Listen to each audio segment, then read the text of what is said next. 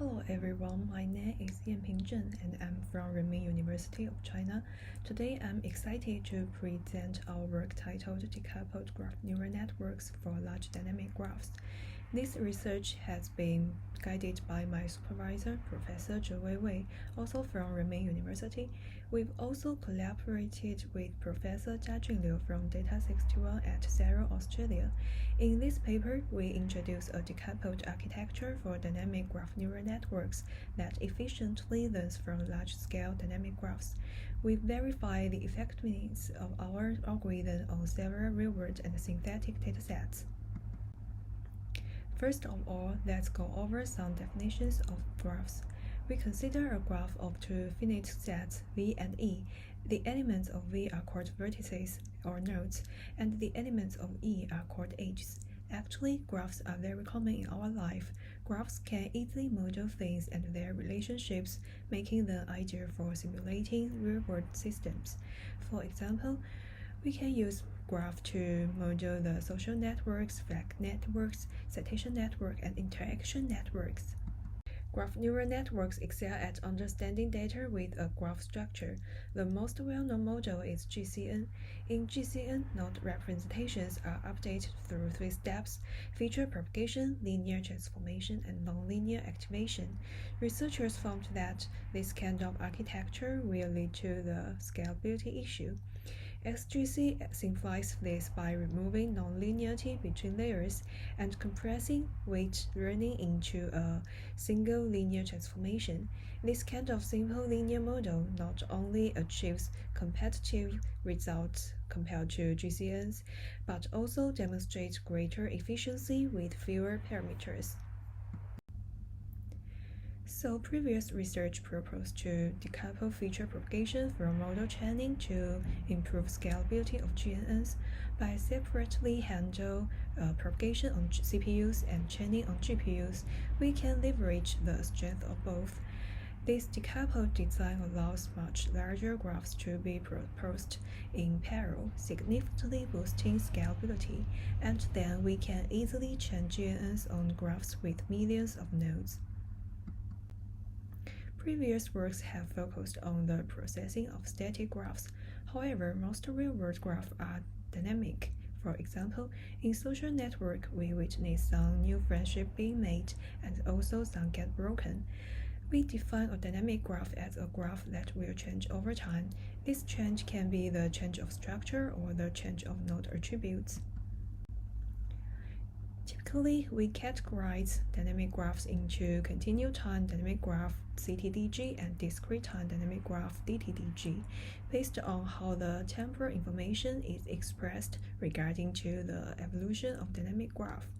A CTDG records the complete timing information of the dynamic graph, which is expressed as a set of G and S, where G represents the initial graph and S is the set of graph events. Each event T represents the event that occurs at time T, which can be add age, delete age, update node features, and so on. So GT is a graph created by updating the initial graph G with graph events before time T. As shown in the following figures, the graph in B is updated from the initial graph based on these events from T1 to T5, and the timing information for the entire updating procedure is recorded in S. A DTDG is comprised of periodically sampled graph snapshots. Formally, we define a DTDG as a set G1, G2 to GT, where Gi is the graph at snapshot I. There are two graphs A and B. We model them using a DTDG, namely the set of G1 and G2. The relationship between DTDG and CTDG can be understood in this way. G2 can be viewed as a snapshot taken at time T5, and the change process between the two snapshots has not been preserved, causing the dynamic graph timing information to be lost, and the selection of time interval cannot take into account calculation efficiency and accuracy. Correspondingly, dynamic graph neural networks can also be categorized into two types: discrete time and continuous time dynamic GNNs. due to different type of graph they handle. However, they both can encapsulate within the encoder and decoder paradigm. Most GNN for DTDG follow this pattern, a static graph encoder paired with a sequential decoder. As you can see in this diagram, these algorithms first use GNNs as the encoder on each snapshot, creating embeddings. Then they feed these embeddings to a sequential decoder for making predictions. Since its snapshot-based representation fits naturally with static graph encoder, existing static GNN models can be directly used. However, learning for each snapshot might face scalability challenges. The framework for CTDG learning algorithms is very similar. The input is the observed updating event string, and then the dynamic CTDG encoder transforms the event string to a node-wise graph embedding that learns the graph's temporal pattern in its evolution. Hence, it can directly use common decoders such as MLP, SVM to finish downstream tasks, while sequential decoder also can be used. These works are designed for specific data types, and due to their coupled architecture, they are challenging to convert interchangeably. From past work with static graphs, we've seen that a decoupled framework not only maintains GNN performance, but also naturally boosts scalability. With this in mind, we considered that we can also design a decoupled framework for large dynamic graph learning by separating the dynamic feature propagation from the prediction process on dynamic graphs. We can pre-compute the node temporal representations based on the graph structure and evolution. Then for the chaining and prediction, we leverage these embeddings to chain for specific downstream tasks. Since it no longer involves complex graph computation at this stage, we are free to employ any desired sequential learning model.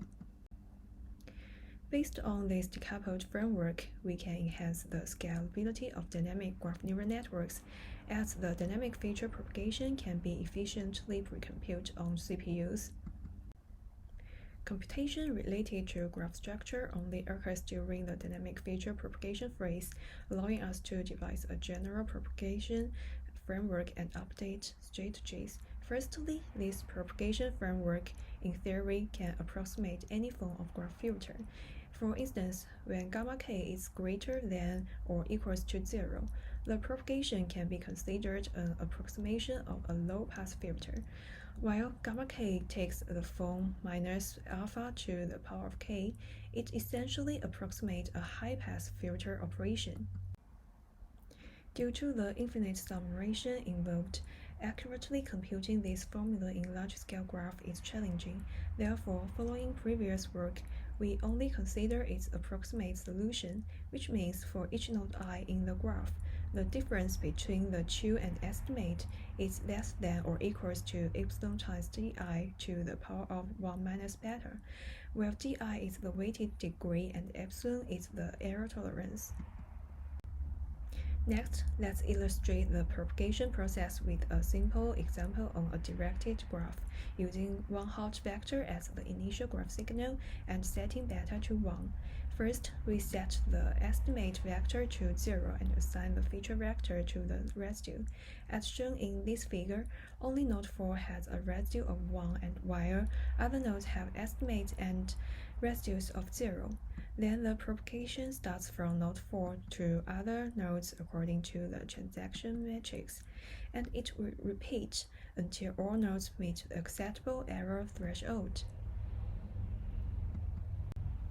We discovered that during the process of feature propagation, such an equation is always true. That is, each node maintains its own such equation throughout the propagation.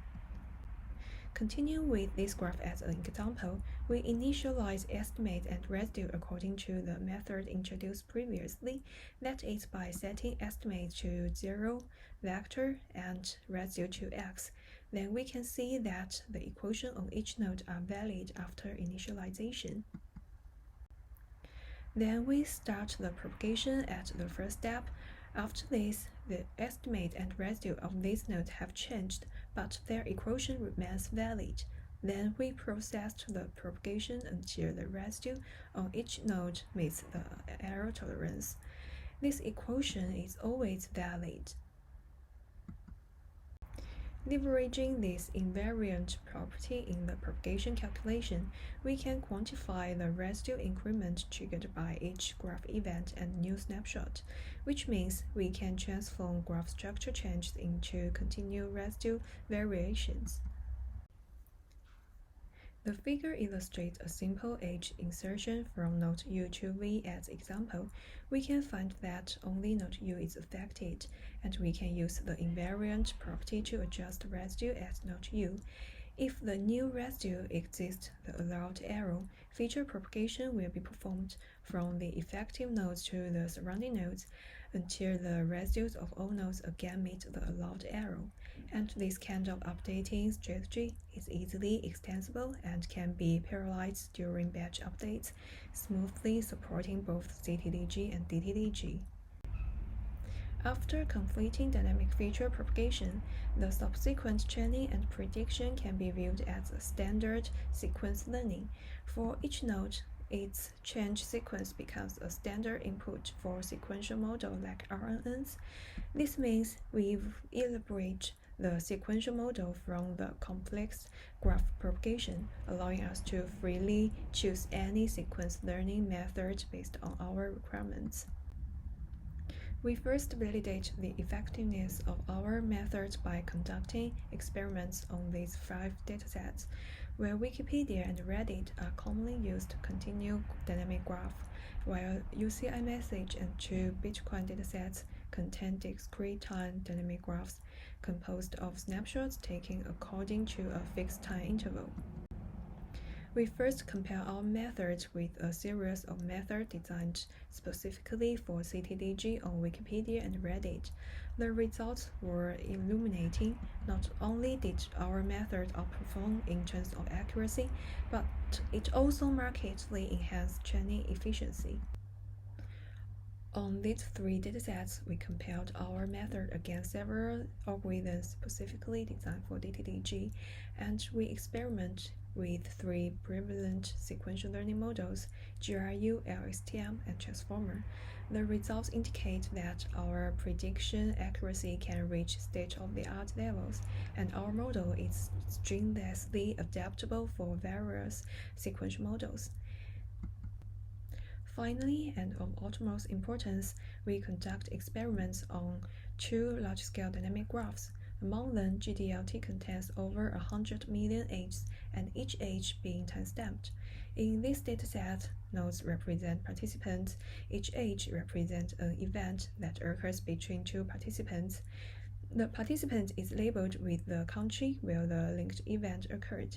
Therefore, the node labels in GDLT changes as the time process, and MEG stands as the largest dynamic graph in public available datasets containing 121 million nodes and over 1 billion edges. None of the existing algorithms can be directly applied on these 2 datasets due to memory constraints. TGL has successfully applied this method to large-scale graph by developing a distributed dynamic GNN training framework. In contrast, our method can learn large-scale graphs directly and achieves state-of-the-art results in terms of node classification accuracy.